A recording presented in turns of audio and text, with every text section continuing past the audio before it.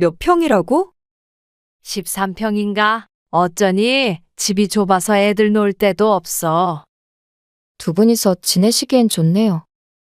근데 여기서 자고 가진 못하겠네요. 오늘은 밥만 먹고 갈게요. 아무리 사정이 그래도 그렇지. 이러면 우리가 어떻게 와? 아, 그냥 다음 명절엔 밖에서 외식해야겠다. 아이고, 그럴래? 여기서 먹는 것보단 그게 낫겠지? 그리고 집으로 바로 갈게. 서운하진 않지? 에이, 서운하긴. 오늘 이야기 속 주인공은 65세 강목단 씨입니다. 그리고 그녀의 아들과 딸에 관한 이야기이죠. 아들, 딸이 명절에 온다고 하면 반가웠습니다. 손주들도 물론 눈에 넣어도 아프지 않았죠. 하지만 오면 반갑고 가면 더 반갑다는 말은 괜히 있는 것이 아니었습니다. 강 씨를 위한 말 같기까지 했습니다. 아들 며느리 눈치 보느라 신경줄이 남아나질 않고 딸과 사위가 오면 손주들 뒤치다꺼리 하느라 몸이 남아나질 않았습니다. 그러니 시간이 지나면 지날수록 명절이 설레기보다는 두렵기도 했습니다. 꼭 며느리가 명절이 다가오면 긴장되듯이 말이죠. 하다못해 잠이라도 돌아가서 잤으면 하는 생각까지 들었습니다. 자고 가면 신경 쓸 것이 한두 가지가 아니었습니다.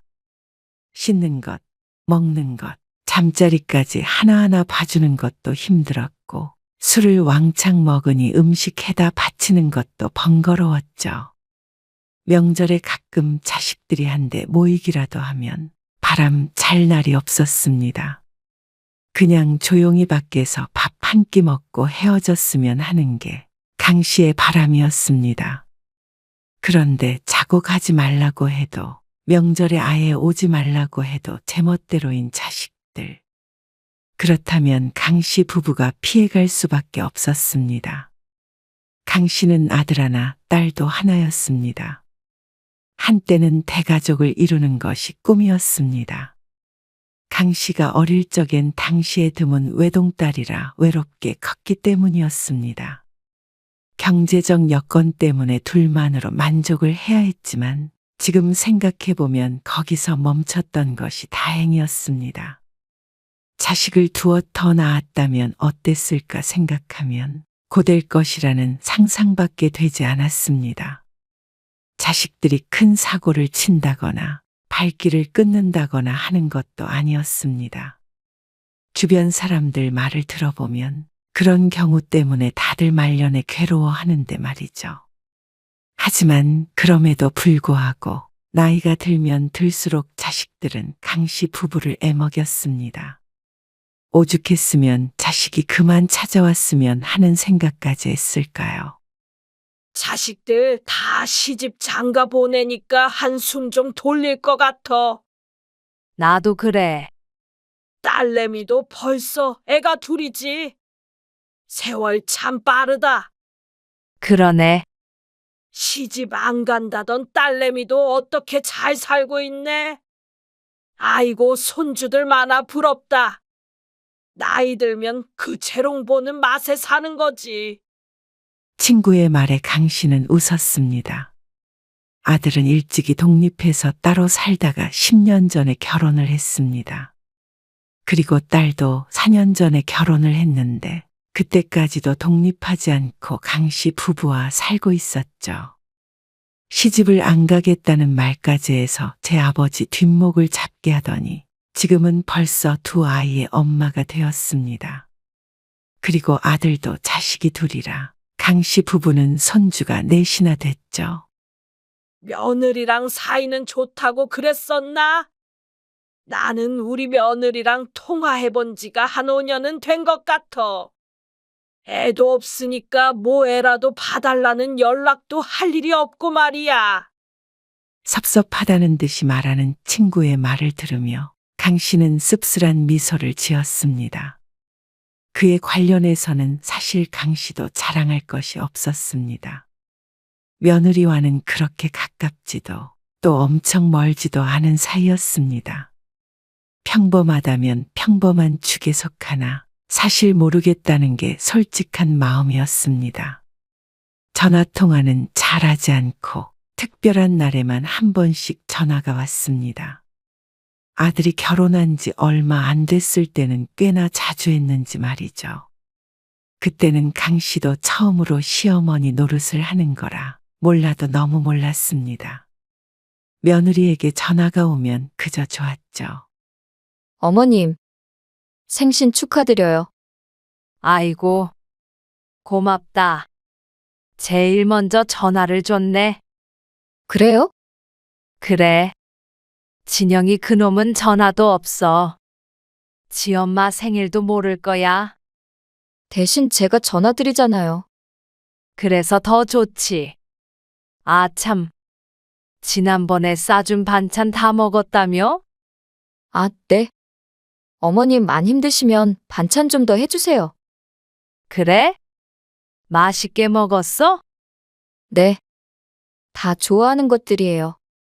다행이네. 밥 잘 챙겨 먹어. 임신하면 가만히 있어도 힘드니까 꼭 든든하게 먹고 다녀야 해. 알겠지? 몸 무거워지니까 밥도 진영이한테 차리라고 하고. 네. 그렇게 할게요. 당시에 첫째를 임신하고 있던 며느리이기 때문에 자꾸만 걱정이 되었죠. 아들도 원했고 며느리도 요리하는 게 점점 힘들어진다고 했습니다. 그래서 강 씨가 종종 반찬을 해다가 갖다 주었습니다. 뭐 특별히 먹고 싶은 거 있니? 글쎄요, 저는 다 좋아요. 너무 많이는 말고요. 조금씩만 해주세요. 집에서 밥을 잘 안 먹으니까. 한 가지를 많이 해달라고 하는 것보다 어려운 요구였습니다. 그래도 며느리가 먹고 싶다는데 10가지, 20가지를 해서 갖다 주어도 좋았죠. 그래. 알았어. 내가 다음 주 금요일 오전에 그쪽으로 갈 일이 있는데 가는 김에 너희 집에 들려서 잠깐 주고 가려고. 집에 있지? 아마 집에 있을 거예요. 식사하고 가세요? 아니야. 약속이 있어서 가는 거라 오래 안 있어. 네. 집에 찾아가거나 용건이 있을 땐 종종 이렇게 강 씨가 전화를 걸기도 했습니다. 아들에게 볼 일이 있을 땐 아들에게, 며느리에게 볼 일이 있을 땐 며느리에게 전화를 거는 게 당연하다고 생각했었죠. 일주일 전에 며느리에게 방문 예고를 하고 방문 전날에 장을 봐서 며느리가 말한 대로 여러 가지 음식을 해서 소분한 뒤에 큰 가방에 차곡차곡 넣었습니다. 보기만 해도 배가 부를 것 같았습니다. 오셨어요? 아이고, 진짜 무겁다.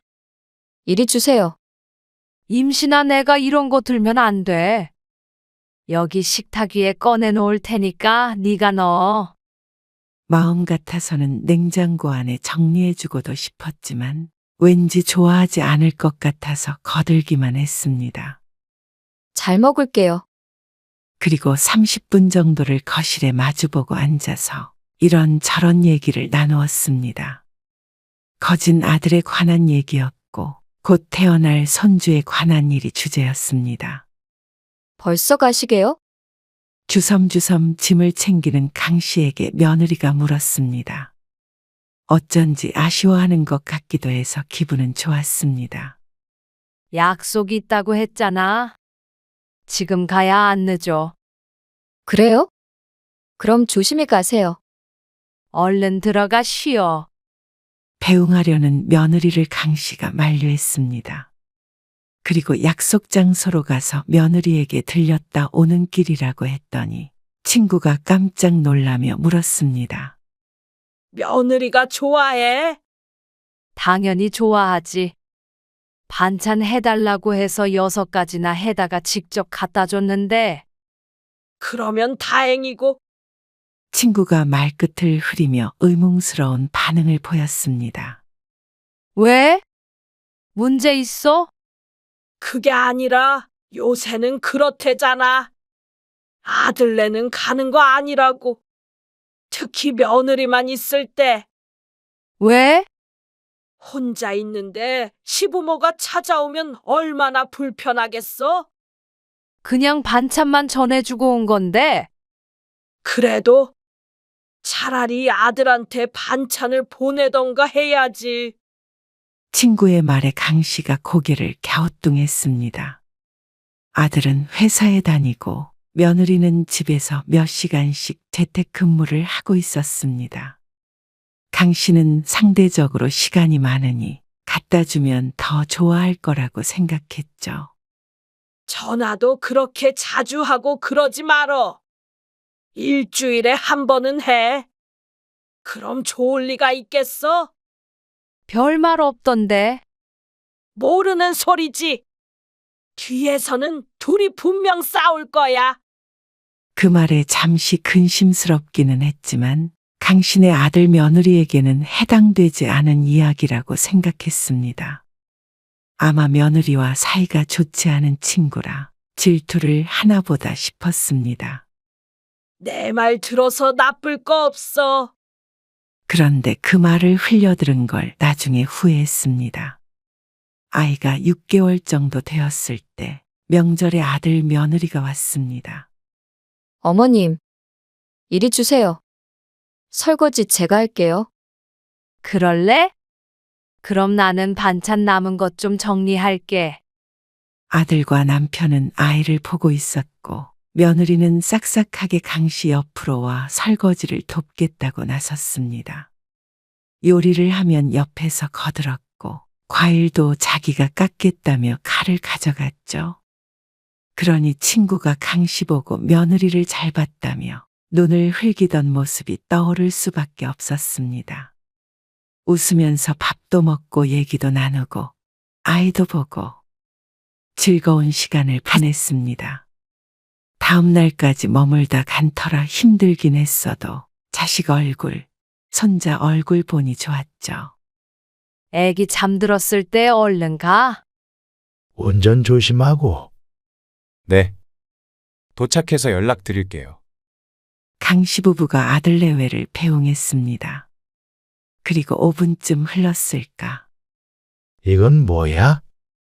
아, 그거 애들 주려고 싸놓은 반찬들인데. 아이고, 얼른 가봐야겠다. 아직 출발 안 했겠지? 강씨가 다급히 쇼핑백을 들고 집 밖을 나섰습니다. 2층이라 다행이었습니다.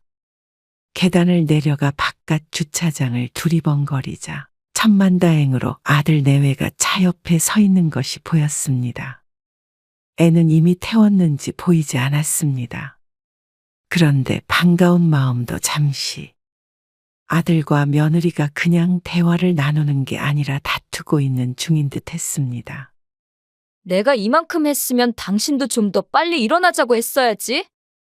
아침에 밥만 먹고 일어났는데 이보다 더 빨리 어떻게 일어나? 그리고 음식하거나 설거지하면 좀 거들 수 없어? 언제는 애 보고 있으라며. 애 안고 있는 게 더 힘들다고.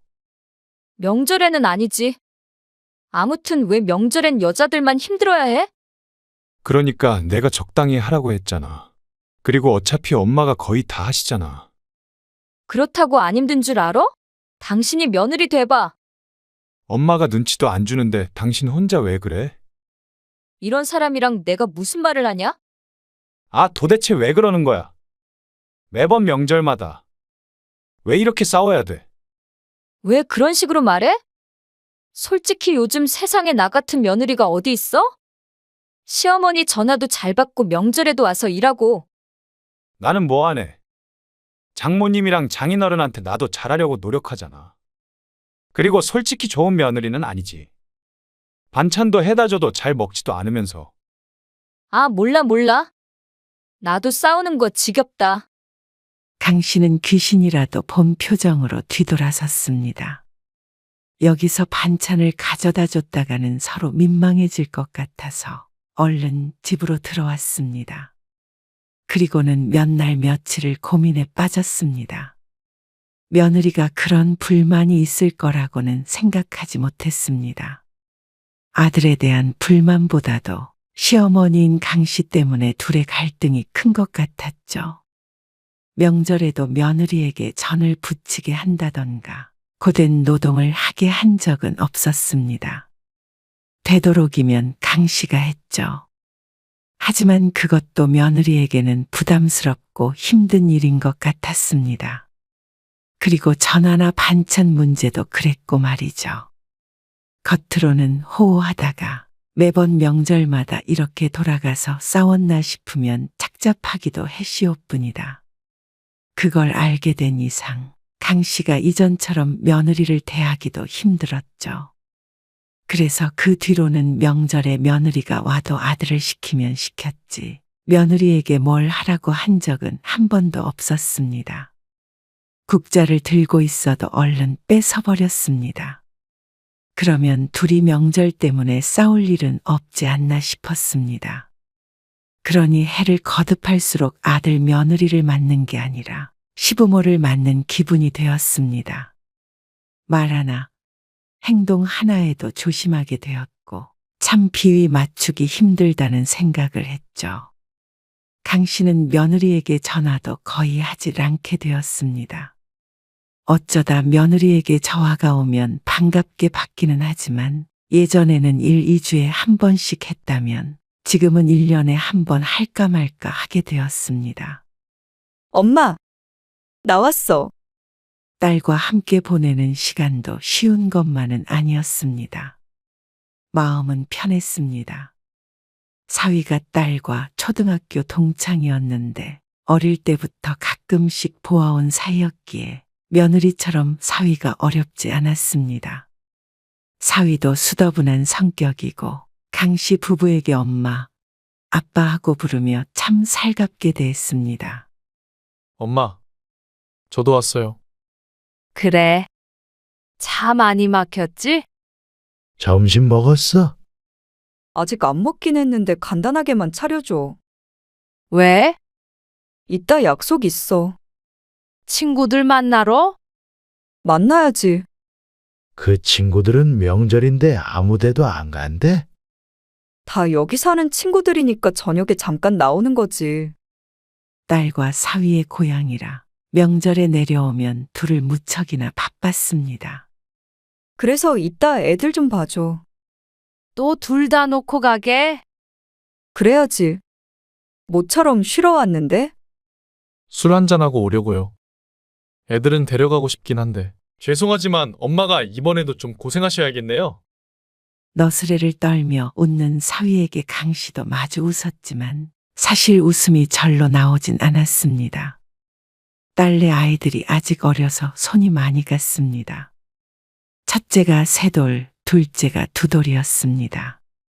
뛰어다니며 사고를 칠 때였죠. 술을 마시고 들어오면 새벽이 될 텐데 그러면 먹이고 씻기고 재우는 건 강씨 부부의 몫이었습니다. 그러면 저녁밥 안 먹어. 나가서 먹어야지. 그러고서는 작은 방으로 쏙 들어가 버리는 딸과 사위. 거실에 남은 아이들은 벌써부터 우당탕 소리를 내며 말썽을 피우고 있었습니다. 남편이 뒷공무니를 쫓아다니며 안절부절하고 있었죠. 강 씨는 한숨을 쉬며 딸내가 먹을 밥을 간단히 차렸습니다. 이미 점심때가 지난 시간이라 강 씨 부부는 진작 먹은 상태였습니다. 잠시 후에 딸은 사위와 함께 밥을 후딱 먹고 다시 방으로 들어가 버렸습니다.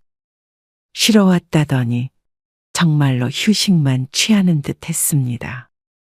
강 씨는 딸이 먹은 것을 얼른 치웠습니다.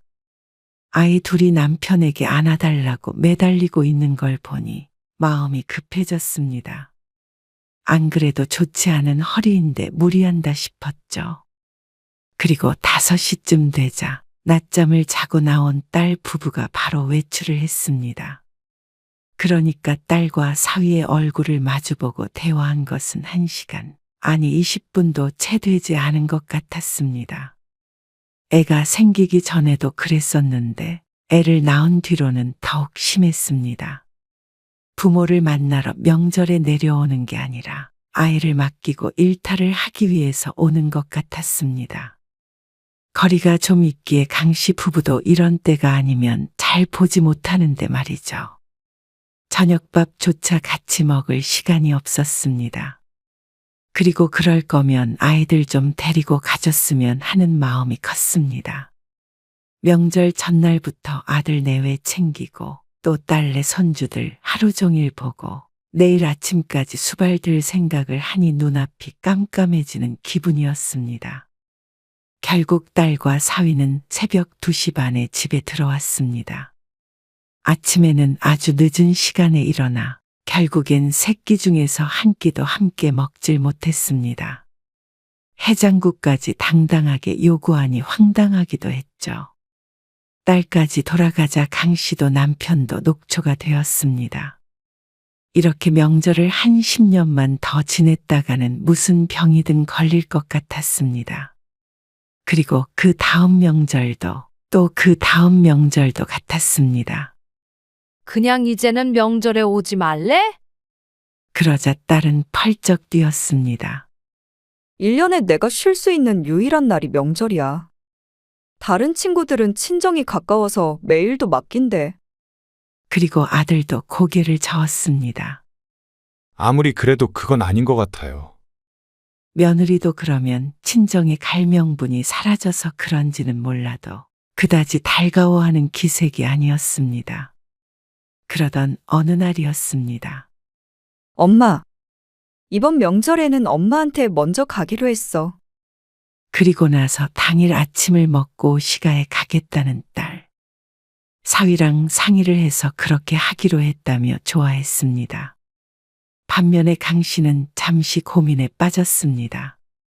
그렇게 되면 딸이 오는 때와 아들이 오는 때가 같아져서 온 식구가 한데 모이는 것이었습니다. 누군가는 좋겠지만 사실 강씨는 그게 좋을지 의문이었습니다. 따로 와도 힘든데 같이 오면 혼이 나가버리지 않을까 싶었죠. 그리고 강씨의 예상은 정확했습니다. 엄마, 예전에 작은 집으로 이사 가겠다고 하지 않았어? 그래. 근데 너희가 못 가게 했잖아. 불편할 것 같다고. 근데 내 말 듣길 잘했지? 그랬으면 이렇게 다 같이 모이지도 못하잖아. 몇 년 전에 이사를 할까 생각했던 적이 있었습니다. 이제는 둘밖에 없으니 집을 줄이는 게 여러모로 이득일 것 같았습니다. 결국엔 이것저것 따져보다 자식들이 싫어해 흐지부지 하게 되었었는데 이사했다면 이 많은 식구가 모이지도 못할 것 같았습니다. 자식들과 손주들까지 전부 합치면 총 8명이었습니다. 자식은 둘뿐이었는데 식구가 참 많이도 늘었다 싶었습니다. 거기에다가 강씨 부부까지 합치면 10명이라 집안이 북적북적할 수밖에 없었습니다. 대가족이 부럽지 않았습니다. 하지만 강씨는 차마 웃지 못했습니다. 오자마자 드러누워버리는 딸, 아들과 술판을 벌인 사위, 그리고 며느리는 눈치 보여서 뭘 시키지도 못하니 10명의 입으로 들어가는 건 거의 강씨 혼자 준비해야 했습니다. 남편이 옆에서 거둔다고는 하지만 그래도 구할은 강씨의 몫이었죠. 지연아, 너도 좀 일어나서 도와. 나 쉬러 온 거라니까. 일하러 온 거 아니야. 어머님, 제가 할까요? 어? 아니야. 앉아 있어. 도무지 말을 들어먹는 사람이 없었습니다. 안주 더 없어요? 그 말에는 한숨이 절로 나왔습니다. 뒤늦게 딸과 며느리도 술판에 끼어들었습니다. 아이들은 또다시 할머니, 할아버지에게 매달릴 수밖에 없었죠. 애들이랑 다 같이 보니까 좋지? 그러네.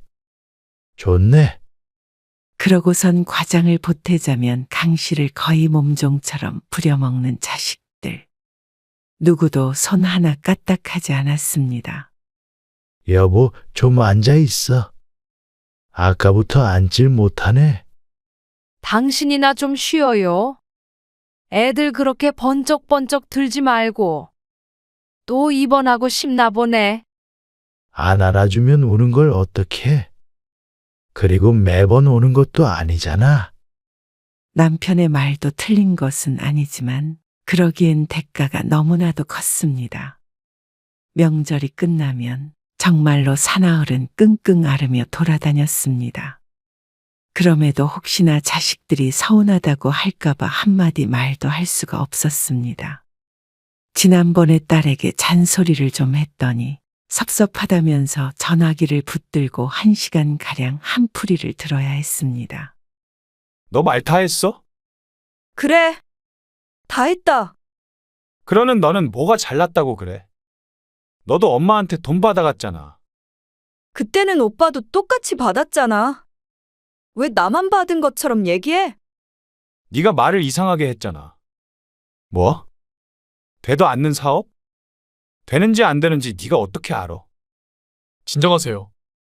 형님, 너도 똑같아. 아주 건방지게 말이야. 뭐? 건방지다고? 너 말 다 했냐? 너요? 오빠한테 그렇게 말하는 건 아니죠. 화기애애하게 잘 놀다가 벼랑간 싸우기 시작하는 자식들. 강씨 남편이 놀라서 말렸지만 소용없었습니다. 어떻게 아버지 계신 데서 저러는지 경악스러웠습니다. 욕이 들리지는 않았지만 충분히 위협적이고 험한 말은 오고 갔습니다. 그렇게 한참을 씨름하다가 30분쯤 뒤에 평화가 찾아왔습니다. 아주 갑자기 말이죠. 싸우던 사람들 다 어디 갔는지 또 술을 왕창 먹고 다들 의기투합했습니다. 난리도 이런 난리가 없었습니다. 명절이 지겨웠습니다. 강 씨의 생일이나 어버이날 등에 가끔씩 이렇게 다 같이 모이는 날이 있었습니다. 그럴 때면 종종 있는 일이었습니다. 그러니 강 씨가 지겨운 표정을 짓는 것도 무리가 아니었습니다. 그 와중에 아이들은 방치되니 이 중에서 괴로운 것은 강 씨 부부뿐인 것 같았습니다. 다들 할머니, 할아버지가 알아서 보라는 식의 태도를 보였습니다. 다 잠들었어? 당신은 애들도 다 자. 거실이 시끌시끌하니 손주들이 잠에 쉽게 들지 않아 늦은 시간까지 강 씨가 재우느라 애를 먹었습니다. 겨우 재운 뒤에도 새벽까지 이어지는 술자리에 중간중간 강 씨가 들어가 막내를 다시 재워야 했습니다. 그리고 나서 같이 설핏 잠에 들었다 깨서 나와 보니 다들 골아떨어진 상태였습니다. 얼마나 먹었는지 여기저기 널브러져 있었습니다. 강 씨가 작은 방과 거실의 이부자리를 봐주고 깨워서 들어보내고 먹은 것을 정리하자 시간은 새벽 3시쯤 되었습니다. 아이고, 이게 뭐야? 그러고 별말을 하진 않았지만 남편의 심정을 알 것 같았습니다. 명절엔 다 같이 즐거워야 하는 거 아닌가 싶었습니다. 누군가는 애들을 봐야 하기에 부모에게 같이 앉아서 놀자는 소리를 하는 자식도 하나 없었습니다. 남들은 이런 명절이 좋은가 싶었습니다. 누군가는 명절에 자식들이 안 와서 서글프다던데 강 씨는 오히려 자식이 와서 서글픈 것 같았습니다. 기가 빨린다 빨려. 이 나이에 무슨 기가 남아있다고. 남편은 끙 하는 소리를 내더니 일어나서 안방으로 들어갔습니다. 그리고 다음날 아침에 또다시 떡국과 북엇국 2가지를 끓이는 스스로를 발견한 강 씨는 속으로 다짐을 하게 되었습니다. 너희 이제 명절에는 정말로 오지 마. 엄마 아빠도 둘이서만 보내려고 하니까. 굳이 왜요? 나이 들어서 밥을 몇 끼나 차리고 치우고 하는 거 힘들어. 지난번부터 왜 자꾸 오지 말라고 그러세요? 그런 날 아니면 언제 가요? 집에. 도대체 이해를 하지 못하는 자식들. 오지 말라고 해도 도대체 들어먹지를 않았습니다. 아들도 딸도 오히려 그런 강 씨를 이상하게 여겼습니다. 나는 갈래. 안 가도 어차피 할 일도 없는데. 내려가서 친구들도 보고 해야지. 다 지들 마음대로였습니다. 오지 말라고 문이라도 걸어 잠글까 싶었습니다. 하지만 또 자식들과 등지고 살고 싶으냐 묻는다면 그것까지 바라는 것은 아니었습니다. 일단은 자식들이 집에만 안 찾아와도 좋을 것 같았죠. 이번에 크게 돈이 필요하게 됐어. 왜요? 무슨 일 있어요? 아빠가 예전에 알던 사람이랑 부동산 투자를 하나 했는데, 글쎄 그게 잘못돼가지고, 네? 얼마나 투자했는데요? 그게 한 2억은 날려먹었다. 잠깐 융통한 돈으로 한 건데, 그러자 아들이 말이 없었습니다. 저희도 요즘 사정이 그렇게 좋지 않아요. 경기도 안 좋고. 아들은 자신에게 돈을 달라고 할까봐 무서운 모양이었습니다. 저도 도와드리고는 싶은데. 어쩔 수 없지. 강 씨는 짐짓 슬픈 목소리로 대꾸했습니다. 죄송해요. 그리고 딸에게도 같은 말을 하자 돌아오는 반응도 비슷했습니다. 그래서 어떻게 하게? 우리도 여유가 없는데. 2억은 너무 크잖아. 어쩔 수 없지. 그래서 집이라도 팔아야 하지 않겠나 싶어. 딸도 무척 착잡해했습니다. 하지만 살던 집을 팔고 작은 곳으로 옮긴다는 말에 이번에는 반대하지 않았습니다. 정 같았으면 집을 왜 줄이냐고 잔소리를 퍼부었을 텐데 말이죠. 어쩌면 자식들에게 빚을 떠넘기지 않은 것에 감지덕지한 모양인 듯 했습니다. 그리고 강 씨 부부는 3개월 만에 집을 팔고 작은 집으로 이사를 해버렸습니다. 속전속결이었습니다. 그 전에도 계획했던 것이었기에 어떤 곳으로 갈지는 대략적으로 그림이 있었습니다. 그렇기에 빨리 일 처리를 할 수가 있었습니다. 몇 평이라고? 13평인가? 뭐? 그런 데서 어떻게 살아? 방도 따로 있어. 딸의 반응이 웃겼습니다. 평수가 작긴 하지만 강씨 부부는 아주 흡족한 집이었습니다. 평수도 둘이 살기에 딱이었습니다. 아담한 거실에 따로 안방까지 있으니 오히려 넓어서 청소만 힘든 큰 집보다는 나았습니다. 진작에 이럴 걸 싶었죠. 그리고 명절이 되자 아들이 내려오겠다고 했습니다. 너희 힘들 텐데 집이 좁아서 애들 놀 데도 없어. 일단 가볼게요. 그런데 막상 본 집의 크기에 놀랐는지 아들도 며느리도 잠시 말이 없었습니다. 두 분이서 지내시기엔 좋네요. 인테리어도 새로 하고 들어와서 딱 보기엔 무척 깔끔해 보였습니다. 근데 여기서 자고 가진 못하겠네요. 거실에서 자려면 자겠지만 오픈된 공간에서 불편하게 자야 할 것이었습니다. 그걸 좋아할 아들 며느리가 아니었죠. 애들도 답답한지 자꾸만 집에 언제 가냐고 물었습니다. 오늘은 밥만 먹고 갈게요. 처음으로 강 씨의 집에서 잠을 안 자고 돌아간 아들. 그리고 딸도 마찬가지였습니다. 어린아이들 둘과 함께 명절을 보낼 만한 크기의 집이 아니었습니다.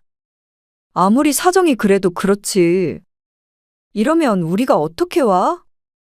명절에 내려와서 애를 맡길 만한 환경도 아니었습니다. 거실이 넓으면 알아서 돌아다니라고 할 텐데 여기선 좁고 사방이 닫힐 거리들로 가득 차 있었습니다. 결과적으론 대성공이었습니다.